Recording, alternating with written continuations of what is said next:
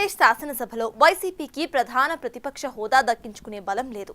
కేవలం 11 సీట్లకే పరిమితమవుతున్న ఆ పార్టీ ప్రతిపక్ష హోదా డిమాండ్తో అసెంబ్లీకి డుమ్మా కడుతూ వస్తోంది. కానీ బలం ఉన్న శాసన మండలికి మాత్రం వైసీపీ హాజరవుతుంది.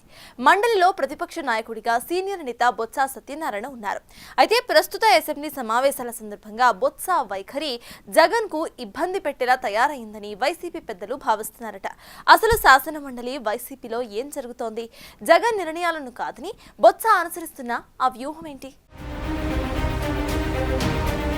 వైసీపీ పెద్దల్లో శాసన మండలిలో ప్రతిపక్ష నేత బొత్స సత్యనారాయణ వ్యవహార శైలిపై చర్చ జరుగుతుందని టాక్ గట్టిగా వినిపిస్తోంది. అసెంబ్లీ సమావేశాల సందర్భంగా మండలి ప్రతిపక్ష నేత బొత్స సత్యనారాయణ తీరు జగన్ ను ఇబ్బంది పెట్టేలా ఉందని వైసీపీ నేతలే అంటున్నారట. ఉద్దేశపూర్వకంగా జగన్ కు సమస్యలు సృష్టించేందుకు బొత్స కుట్ర చేస్తున్నారని అనుమానిస్తున్నారట. శాసన మండలిలో చోటు చేసుకున్న పరిణామాలే దానికి నిదర్శనంగా భావిస్తున్నారట. కేంద్ర ప్రభుత్వం అత్యంత ప్రతిష్టాత్మకంగా భావిస్తున్న జీఎస్టీ సంస్కరణల విషయంలో వైసీపీ స్టాండ్ చాలా క్లియర్ గా ఉంది. జగన్ జీఎస్టీ సంస్కరణలపై ఆహో ఓహో అని ట్వీట్ చేశారు.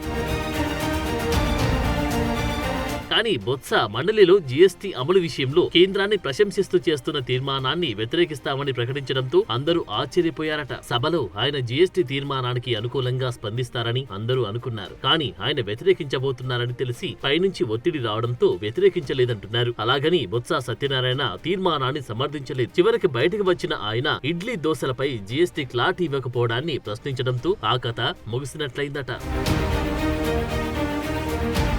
ఒక జీఎస్టీ విషయంలోనే కాదు, అనేక విషయాల్లో బొత్స తీరుతూ ఆ పార్టీ నేతలు ఇబ్బంది పడాల్సి వస్తుందనే టాక్ నడుస్తుందట. బీఎస్పీలో ఒకటి చెప్తారు, బయటకి ఇంకోటి మాట్లాడతారని వైసీపీ నేతలు గుసగుసలాడుకుంటున్నారు. పార్టీ అధ్యక్షుడు జగన్ ఒకటి చెప్తే బొత్స మరొకటి చేస్తున్నారు అని ఆ పార్టీ నేతలు ఆరోపిస్తున్నారట. అసెంబ్లీ సెషన్స్ మొదలైన తొలి 5 రోజుల కాలంలో మండల్లో బొత్స వ్యవహరించిన తీరుతో ఆయన వ్యక్తిగత ప్రతిష్ట పెరిగిందే కానీ వైసీపీ మైలేజ్ తగ్గిందంటూ ఎమ్మెల్సీలు ఆందోళన చెందుతున్నారట. మండలలో గాని బయట గాని ఎవరికి మాట్లాడే అవకాశం ఇవ్వకుండా మొత్తం బొత్స తానే అన్నట్లు వ్యవహరిస్తున్నారని, అటువంటప్పుడు ఇంకా తాము ఎందుకని ఆవేదన వ్యక్తం చేస్తున్నారట ఎమ్మెల్సీలు.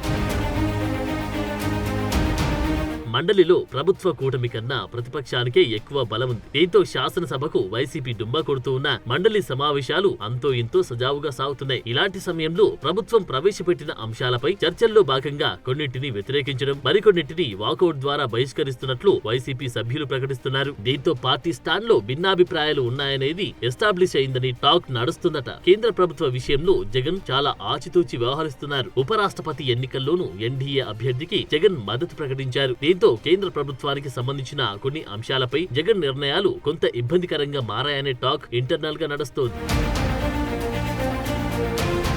ఆ క్రమంలో బొత్స వ్యవహారం వైసీపీలో అనేక రకాల చర్చలకు కారణమవుతోంది. ఆయన ఇటీవల తీరు జగన్ ను అవమానించేలా ఉందని అనుకుంటున్నారు. ఇటీవల షర్మిలతో ఆత్మీయంగా ముచ్చట్లు, రఘురామ వంటి వారితో కలవడం జగన్ కు కొత్త అనుమానాలు రేకెత్తించేలా చేస్తున్నాయట. గత అసెంబ్లీ సమావేశాల్లోనూ బొత్స తీరుపై సోషల్ మీడియాలో విస్తృతంగా ప్రచారం జరిగింది. పవన్ కు బొత్స కరచాలనం చేయడం పెద్ద హాట్ టాపిక్ గా మారింది. ఆ సంఘటనపై బొత్స వివరణ కూడా ఇవ్వాల్సి వచ్చింది. మొత్తానికి శాసన మండలిలో తగినంత బలమున్న ప్రభుత్వాన్ని కనీసం ఇబ్బంది లేకపోతున్నారు అని వైసీపీ శ్రేణులు అభిప్రాయపడుతున్నాయి. చూడాలి రానున్న రోజుల్లో మండలిలోని బొత్స వ్యవహారం ఏ మలుపు తిరుగుతుందో.